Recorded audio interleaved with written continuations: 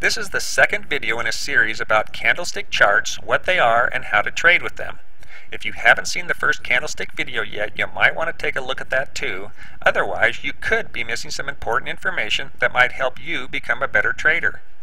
In the first candlestick video, I explained the differences between candlestick charts and which ones are best for trading. In this video, we'll be talking about the different parts of the candlestick. Once you learn the anatomy of a candlestick, you'll be ready to learn the different candle patterns and how they can be used to help pinpoint good entry points for trades.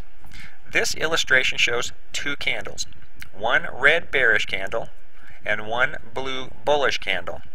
With most charting packages, you can make the candles any color you want. I prefer to have candles that are red if they are bearish and blue if they are bullish. If the price opens, drops lower, and then closes lower than its opening price, it's a bearish candle. All bearish candles on the charts I will be showing you are red. If the price opens, climbs higher, and then closes higher than its opening price, it's a bullish candle, and all bullish candles on the charts I will be showing you are blue. A candlestick has a body, and usually an upper shadow or wick, and a lower shadow or wick. The body of a candle is the thick column bounded by the opening price and the closing price. For example, on this red bearish candle, the price opened here, which is the top of the body, and closed here, which becomes the bottom of the body. The highest price reached during the formation of this candle is represented by the top of the shadow, and the lowest price reached during the formation of this candle is represented by the bottom of the shadow. For example, if this candle was seen on a 5-minute chart, the price would have opened here. It would have climbed to this high sometime during that 5-minute period. It would have dropped to this low sometime during that 5-minute period. And then it would have closed here at this price at the end of the 5-minute period. Some candlesticks have no shadows on one or both ends of their body. For example, this candle opened at this price and then climbed up to this price and closed at its high price. The price never got higher than its closing price, therefore there's no upper shadow. The next candle opened here, dropped down to this level, and closed at its lowest price.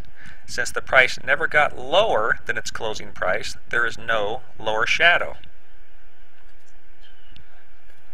Some candles have very small bodies.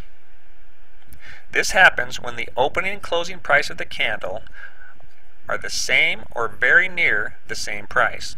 On this candle, the price opened here, moved as high as this and as low as this, and eventually closed back at or very near its opening price.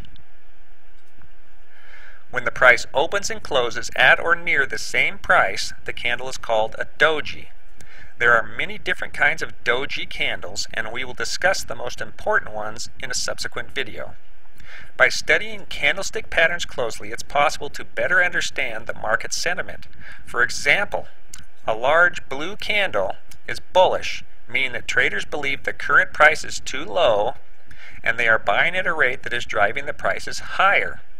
On the other hand, a large red candle is bearish, meaning that traders believe the current price is too high and they are selling at a rate that is driving the prices lower. By looking at specific candlestick patterns in relation to the trend, you can predict with a reasonable amount of accuracy when a market is ready to reverse its direction. In our next video, we'll begin discussing the different candlestick patterns, how to interpret them, and how to spot market tops and market bottoms using them. By the time you're done with this series of candlestick videos, you will have a pretty good idea of